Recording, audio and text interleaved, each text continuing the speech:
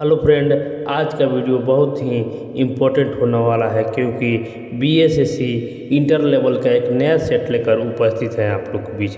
तो चलिए शुरू करते हैं हम अपना क्वेश्चन।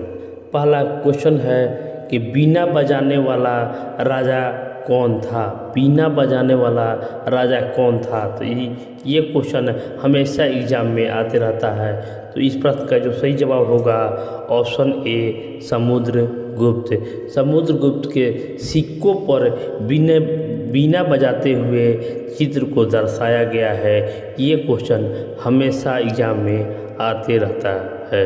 दूसरा प्रश्न है कि चंडीगढ़ का राजभाषा क्या है। चंडीगढ़ का राजभाषा क्या है। देखिए, पंजाबी, अंग्रेजी, हिंदी और हरियाणवी। तो ऐसा क्वेश्चन है कि इसमें सभी कोई दिक्कत होगा। चंडीगढ़ का राजभाषा क्या है। तो राजभाषा जो है वो बी अंग्रेजी है। चंडीगढ़ का राजभाषा अंग्रेजी है। मुरिया गोंड जनजाति का किस राज्य में रहती है। मुरिया गोंड जनजाति किस राज्य में रहती है। तो इसका जो सही जवाब होगा छत्तीसगढ़ में। मुरिया गोंड जनजाति छत्तीसगढ़ में निवास करती है। 2025 क्रिकेट महिला ओडीआई विश्व कप की मेजबानी कौन सा देश करेगा। देखिए, 25 का पूछ रहा है, 24 में अभी भारत कर रहा है। भारत पुरुष का कर रहा है और वहीं 25 में महिला ओडीआई विश्व कप की मेजबानी होने वाला है। तो वो होगा भारत ही 2025 में महिला विश्व कप की मेजबानी करने वाला है। निम्नलिखित में से किसकी रचना हर्षवर्धन ने नहीं की थी। किसकी रचना हर्षवर्धन ने नहीं की थी। तो इसका मैंने ट्रिक दिया था PNR। जो आप लोग पैसेंजर ट्रेन में आप लोग जो टिकट कटाते होंगे उसमें PNR नंबर होता है। उससे आप लोग को याद रखना है कि हर्षवर्धन ने कौन कौन सी पुस्तक की रचना करना है। P से देखिए, P से प्रियदर्शिका होता है, N से नागनंद होता है और R से रत्नावली है। तो जो इसमें जो बच गया वही हर्षवर्धन ने नहीं किया है। हर्षचरित्र जो है वो बाण भट्ट ने किया है, हर्षवर्धन ने नहीं किया है। देखिए, नेक्स्ट क्वेश्चन आ गया है, निम्नलिखित में से कौन सी पुस्तक भारतीय मुक्केबाज मैरी कॉम की आत्मकथा है। मैरी कॉम की आत्मकथा है। इसके जो सही जवाब होगा unbreakable and autobiography. Gautam Buddha के प्रवचन किस भाषा में थे। गौतम बुद्ध के प्रवचन किस भाषा में थे। तो वो थे पाली में। और इनकी पहली जो प्रवचन हुआ था उसको धर्म चक्र परिवर्तन कहा जाता है। और सबसे ज़्यादा प्रवचन जो दिए थे वो श्रावस्ती में दिए थे। निम्नलिखित में से किस शासक द्वारा नालंदा विश्वविद्यालय की स्थापना की गई थी। नालंदा विश्वविद्यालय की स्थापना किसने किया था। इम्पोर्टेंट क्वेश्चन है। इसका जो सही जवाब होगा कुमारगुप्त। नालंदा विश्वविद्यालय की स्थापना कुमारगुप्त ने किया था। इब्न बतूता किस देश का एक प्राचीन यात्री था। इब्न बतूता किस देश के एक प्राचीन यात्री था। तो वो था मोरक्को देश का यात्री था। निम्नलिखित में से किस वेद में जादुई मंत्रों का समावेश है। जादुई मंत्रों का समावेश किस वेद में है। तो इसका सही जवाब जो हो जाएगा अथर्ववेद में। अथर्ववेद में जादुई मंत्रों का समावेश है। समाचार पत्र बंगाल गजट के संस्थापक का नाम क्या था।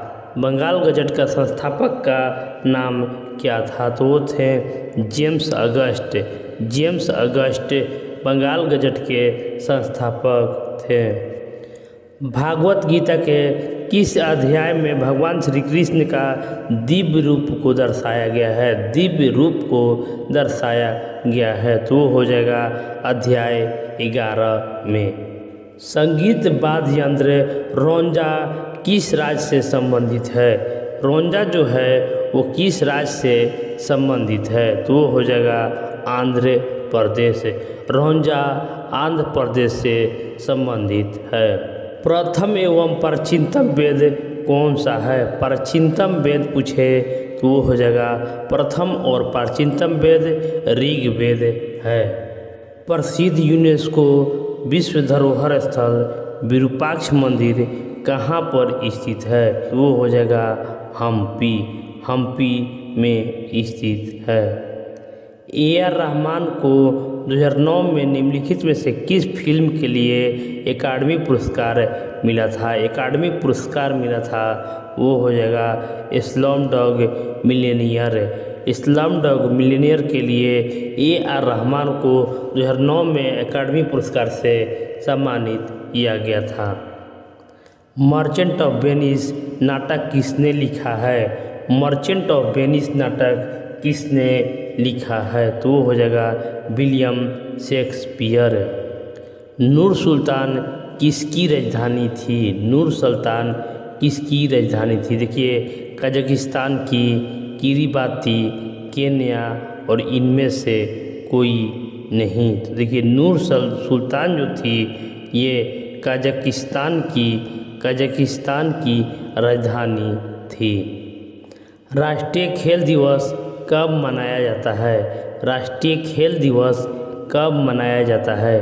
तो इस प्रश्न का जो सही जवाब होगा 29 अगस्त को मेजर ध्यानचंद के जन्म दिवस पर खेल दिवस के रूप में मनाया जाता है। भारत में राज्यों और केंद्र शासित प्रदेशों की संख्या कितनी है? तो भारत में देखिए अभी वर्तमान में 28 राज्य और 8 केंद्र शासित प्रदेश है। तो इसका प्रश्न का सही जवाब होगा 28 राज्य और 8 केंद्र शासित प्रदेश।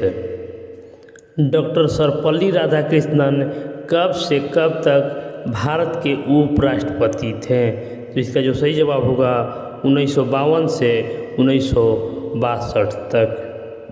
इम्पोर्टेंट क्वेश्चन है कि पटना पक्षी अभयारण्य कहाँ स्थित है? पटना पक्षी अभयारण्य कहाँ स्थित है? तो ये होगा एटा में। एटा जो उत्तर प्रदेश में स्थित है, एटा में पटना पक्षी अभयारण्य स्थित है। भारत में FDI की शुरुआत कब की गई थी? FDI की शुरुआत कब की गई थी? तो हो जाएगा 1991 ईस्वी में। भारतीय योजना के वास्तुकार कौन हैं? भारतीय योजना के वास्तुकार कौन हैं? तो वो हो जाएगा PC महलनोबिस। PC महलनोबिस भारतीय योजना के वास्तुकार हैं। और ये दूसरा मॉडल जो दिया था PC महलनोबिस ने ही दिया था, और जो पहला मॉडल जो दिया था वो डोमर ने दिया था, हेराल्ड डोमर ने दिया था। दुधवा राष्ट्रीय उद्यान वन जीव की एक आदर्श आवास है। यह भारत के किस राज्य में स्थित है? दुधवा राष्ट्रीय उद्यान जो है वो उत्तर प्रदेश में है। दुधवा और चंद्रप्रभा, दुधवा और चंद्रप्रभा एग्जाम में आते रहता है। तो ये क्वेश्चन आप लोग को याद रखना है कि दुधवा और चंद्रप्रभा दोनों जो अभयारण्य है वो उत्तर प्रदेश में मौजूद है। Tata iron and steel company TISCO की स्थापना किस वर्ष हुई थी? टिस्को की स्थापना किस वर्ष हुई थी? इस प्रश्न का सही जवाब होगा 1907 ईस्वी में। हॉलैंड की मुद्रा का क्या नाम है? हॉलैंड की मुद्रा का क्या नाम है? तो इसका जो सही जवाब होगा यूरो। तो इस वीडियो में आप लोग को फ्री ऑफ कॉस्ट क्वेश्चन मिल रहा है। तो आप अपना क्वेश्चन का आंसर कितना आपका सही अटेम्प्ट हुआ वो हमारे कमेंट बॉक्स में ज़रूर कमेंट कीजिएगा। और मेरा जो इस सेट को मैंने बनाया है उसका भी मैंने लास्ट में आपको नंबर शो कर दूंगा, तो आप मेरा नंबर भी वहां पर देख सकते हैं। तो बढ़ते हैं हम अपने अगले प्रश्न पर। भारत के वाटरमैन के रूप में किसे जाना जाता है? भारत के वाटरमैन के रूप में किन्हें जाना जाता है? तो हो जाएगा राजेंद्र सिंह को वाटरमैन के रूप में राजेंद्र सिंह को जाना जाता है। भारत का सबसे बड़ा संग्रहालय कहाँ पर स्थित है? सबसे बड़ा संग्रहालय कहाँ पर स्थित है? तो वो हो जाएगा कलकत्ता संग्रहालय। इस बार का क्वेश्चन बहुत ही हल्का होने वाला है, तो आप लोग इसी तरह सेट बनाते रहिए और अच्छा नंबर आप लोग को आने ही वाला है। नेक्स्ट क्वेश्चन है, जनसंख्या घनत्व का तात्पर्य होता है व्यक्तियों की संख्या प्रति। इसका जो सही जवाब होगा वर्ग किलोमीटर में जनसंख्या घनत्व। कौन सा इस्पात संयंत्र भारत की स्वतंत्रता से पहले स्थापित किया गया था? कौन सा इस्पात संयंत्र भारत की स्वतंत्रता से पहले स्थापित किया गया था? तो इसका सही जवाब होगा जमशेदपुर। कौन सा फसल को सुनहरा रेशा गोल्डन फाइबर के नाम से जाना जाता है? गोल्डन फाइबर इम्पोर्टेंट क्वेश्चन है, इसका सही जवाब होगा जूट। प्लासी की लड़ाई किस वर्ष लड़ा गया था? प्लासी की लड़ाई किस वर्ष लड़ा गया था? तो इसका जो लड़ा गया था 1757 ईस्वी में। किस शहर को भारत का आयुध केंद्र कहा जाता है? भारत का आयुध केंद्र कहा जाता है, इसका सही जवाब होगा जबलपुर। सिखों के प्रथम गुरु कौन थे? सिखों की प्रथम गुरु कौन थे जिन्हें सिख धर्म का प्रचार प्रसार किया और उसका स्थापना किया? वो थे गुरु नानक। निम्नलिखित में से कौन सी एक बागानी फसल नहीं है? कौन सी एक बागानी फसल नहीं है? तो वो हो जाएगा चावल।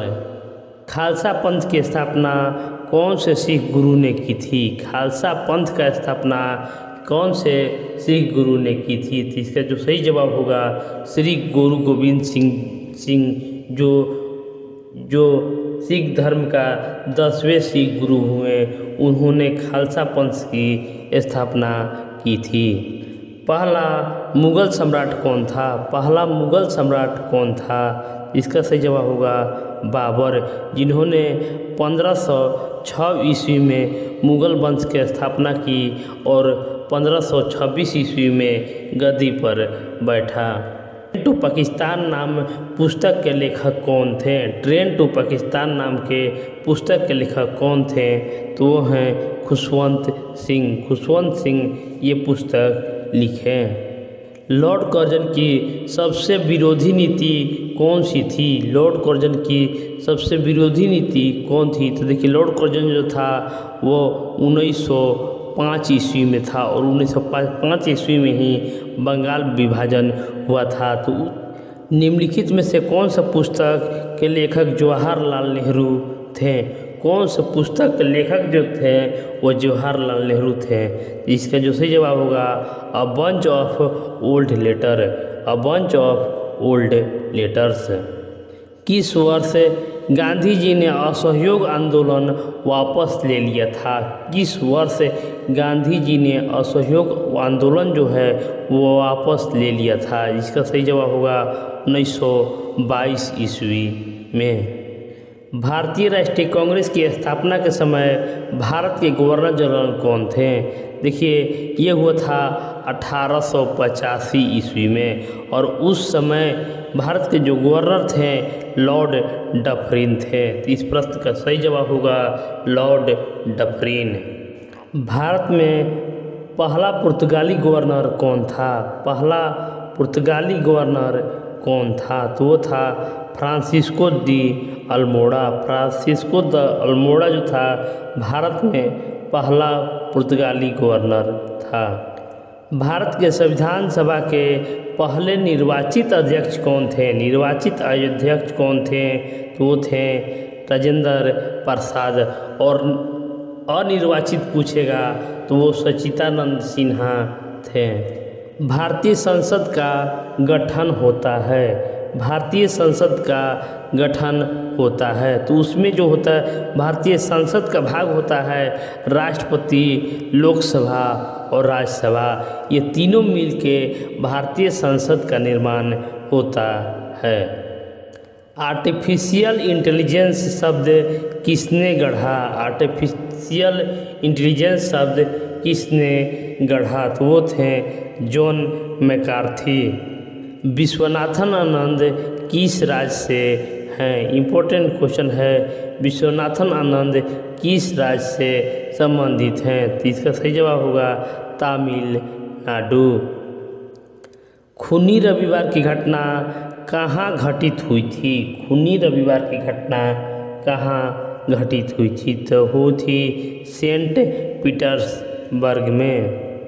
अंतर्राष्ट्रीय न्यायालय कहाँ स्थित है? अंतर्राष्ट्रीय न्यायालय जो है वो कहाँ स्थित है? इसका सही जवाब होगा द हेग में। अब फ्रेंड, अब हम साइंस के क्वेश्चन लेकर उपस्थित हैं आप लोग के बीच। तो इस वीडियो को आप लोग पूरा देख रहे हैं, उसके लिए तहे दिल से शुक्रिया। और इसी तरह से आगे भी आप लोग ज़रूर देखिएगा, क्योंकि इम्पोर्टेंट क्वेश्चन है, आप लोग को सभी क्वेश्चनों को देखना जरूरी है। तो चलते हैं अपने साइंस के क्वेश्चन पर। तो देखिए, साइंस का क्वेश्चन है विद्युत आवेश का एसआई मात्रक क्या होता है? विद्युत आवेश का एसआई मात्रक क्या होता है? तो इसका जो सही जवाब होगा, देखिए, कूलम। कूलम इस प्रश्न का सही जवाब होगा।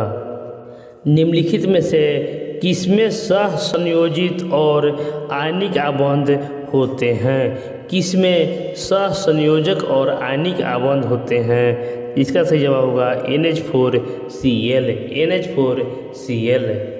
निम्न में से हीरे का शुद्धतम रूप कौन सा है? हीरे का शुद्धतम रूप कौन सा है? देखिए, सल्फर, कांच, क्रिस्टल कार्बन और एल्युमिनियम। तो देखिए, ये जो है वो ऑप्शन से भी क्वेश्चन छट रहा है। हीरे का शुद्धतम रूप, देखिए, सल्फर तो होता नहीं है, हीरे का शुद्धतम कांच नहीं होगा और एल्युमिनियम नहीं होगा। तो इसका जो सही जवाब होगा क्रिस्टलीय कार्बन। नमक द्वारा भोजन को संरक्षित करने की विधि क्या कहलाती है? नमक द्वारा भोजन को संरक्षित करने वाली विधि कहलाती है। तो इसका सही जवाब होगा लवणीकरण। लवणीकरण कहलाती है।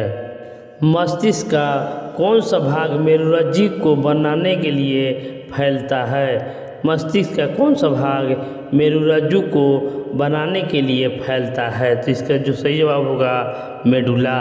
मेडुला जो है मेरुरज्जु को बनाने के लिए फैलता है। आग बुझाने के लिए किस गैस का प्रयोग किया जाता है? आग बुझाने के लिए किस गैस का प्रयोग किया जाता है? तो इसका जो सही जवाब होगा कार्बन डाइऑक्साइड। CO2 का प्रयोग आग बुझाने में किया जाता है। किसी ध्वनि स्रोत से आवृत्ति 50 हर्ट्ज 2 सेकंड के लिए कंपन संख्या कितनी होगी? देखिए, ध्वनि स्रोत आवृत्ति 50 हर्ट्ज है, 2 सेकंड की कंपन संख्या। देखिए, कंपन होगा तो आगे की ओर विस्तार होगा, तो जो ये 50 और 2 जो है वो गुना कर दिया जाता है। तो इसका जो सही जवाब होगा 100। कंपनों की संख्या जो होगा वो 100 हो जाएगा। निम्नलिखित में से कौन विटामिन बी समूह से संबंधित नहीं है? बी से संबंधित नहीं है, तो वो हो जाएगा टोकोफेरोल। टोकोफेरोल जो है वो बी से संबंधित नहीं है। मानव शरीर का सबसे छोटा ग्रंथि कौन है? मानव शरीर का सबसे छोटा ग्रंथि कौन है? तो वो हो जाएगा पीनियल ग्रंथि, जिसका लंबाई जो होता है मात्र 5 से 8 mm होता है। 5 से 8 मिमी होता है। निम्न में से किस लेंस का उपयोग करके मानव नेत्र के निकट दृष्टि दोष मायोपिया को ठीक किया जाता है? मायोपिया को किस दर्पण से ठीक किया जाता है? तो देखिए, इसका जो सही जवाब होगा अवतल लेंस से।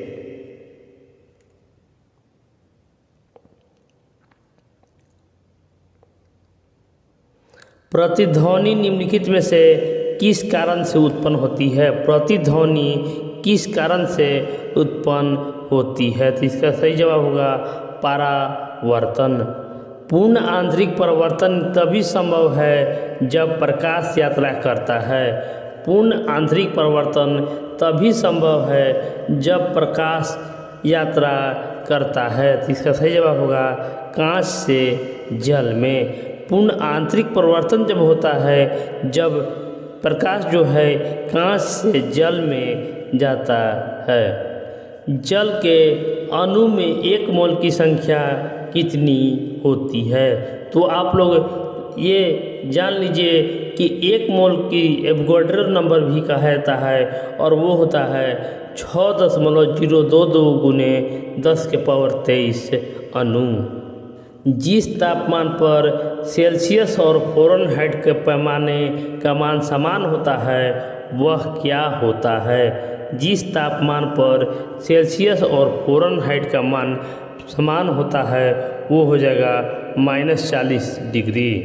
टाँका लगाने में प्रयुक्त होने वाला तार जिसे सोल्डरिंग वायर के नाम से जाना जाता है किस मिश्र धातु है? किस मिश्र धातु है?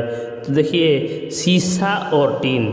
सीसा जिसे लेड भी कहा जाता है और टीन, ये दोनों प्रयुक्त होता है सोल्डरिंग वायर में। निम्नलिखित में से मोलास्का से संबंधित है। मोलास्का से संबंधित है देखिए क्रेफिश, जेलीफिश, कटल फिश और हैग फिश। तो इसका जो सही जवाब होगा देखिए इम्पोर्टेंट क्वेश्चन है, मोलास्का से संबंधित है तो वो हो जाएगा जेली फिश। निम्नलिखित में से कौन सा अस्थिमज्जा द्वारा निर्मित एक प्रकार का रक्त कोशिका नहीं है? एक प्रकार का रक्त कोशिका नहीं है। तो देखिए ये आरबीसी जो है वो रक्त कोशिका होता है, WBC रक्त कोशिका होता है और प्लेटलेटस जो है लाल रक्त कण और श्वेत रक्त कण के बीच की कड़ी है प्लेटलेटस। और देखिए यह अस्थि भंजक जो है वही अस्थिमज्जा में रक्त कोशिका नहीं है। देखिए 199 Hg80 में प्रोटोनों, न्यूट्रॉनों और इलेक्ट्रॉनों की संख्या क्या होता है? देखिए पहले प्रोटॉन कह रहा है, न्यूट्रॉन कह रहा है और इलेक्ट्रॉन कह रहा है की संख्या ज्ञात कीजिए। तो देखिए आप लोग बहुत ही आसानी से आज के बाद याद रखिएगा इसको हम लोग कैसे निकालते हैं। तो देखिए जो नीचे दिया हुआ रहता है, जो नीचे दिया है देखिए 80 दिया हुआ है तो 80 जो होता है वो इलेक्ट्रॉन होता है। तो हम लोग जानते हैं कि पहले इलेक्ट्रॉन, प्रोटॉन तब न्यूट्रॉन होता है, लेकिन पहले प्रोटॉन दिया है। और ये भी आप लोग जान लीजिए कि जितना इलेक्ट्रॉन होता है उतना ही प्रोटॉन होता है, आप लोग को ये याद रखना है। तो देखिए जो प्रोटॉन में होगा वही इलेक्ट्रॉन में होगा। और देखिए 199 में से 80 घटाने से हमको 119 मिलता है, ये न्यूट्रॉन हो जाएगा। तो देखिए ऑप्शन 4 ये फॉलो करता है। तो इस प्रश्न का जो सही जवाब होगा 80, 119 और 80। इस तरीक़ा से आप लोग याद रख सकते हैं। एक ऐसा उपकरण है जो किसी वाहन द्वारा तय की गई दूरी को मापता है। वाहन की दूरी को मापने वाला यंत्र कौन है? तो हो जाएगा ओडोमीटर। फ्लेमिंग के दाएं हाथ के नियम में तर्जनी क्या दर्शाती है? तर्जनी क्या दर्शाती है? तो इसका जो सही जवाब होगा चुंबकीय क्षेत्र की दिशा। तर्जनी जो है वो चुंबकीय क्षेत्र की दिशा दर्शाती है। कौन सा बंध सबसे अधिक ध्रुवीय है? कौन सा बंध सबसे अधिक ध्रुवीय है? तो ये हो जाएगा IF। IF जो है सबसे अधिक ध्रुवीय है। निम्नलिखित में से कौन सा एक धातु नहीं है? कौन सा एक धातु नहीं है? देखिए टाइटेनियम, सिलिकॉन, पारा और चांदी। तो देखिए ये आप लोग भी छांट सकते हैं। देखिए टाइटेनियम जो है एक प्रकार का धातु है, पारा धातु का कहता है और चांदू धातु है। ये सिलिकॉन जो है वो अर्ध धातु है, अर्ध धातु अधातु है, जिसका सही जवाब होगा सिलिकॉन। अंतरस्रावी ग्रंथियों द्वारा उत्सर्जित रासायनिक पदार्थों को क्या कहता है? अंतरस्रावी ग्रंथियों के उत्सर्जित रासायनिक पदार्थ को क्या कहा जाता है? तो इसका सही जवाब होगा हार्मोन। तो देखिए इस वीडियो का लास्ट क्वेश्चन लेकर उपस्थित है कि समष्टि में एक बिंदु पर रखा गया एक विद्युत आवेश Q एक विद्युत बल्ब F का अनुभव करता है, उस बिंदु से विद्युत तीव्रता क्या होगा। देखिए उस बिंदु से विद्युत तीव्रता क्या होगा, इसका सही जवाब होगा F/Q। तो इस वीडियो को आप लोग ज़्यादा से ज़्यादा लोगों तक जरूर शेयर कर दीजिएगा, लाइक कर दीजिएगा और चैनल को जरूर सब्सक्राइब कर दीजिएगा। धन्यवाद।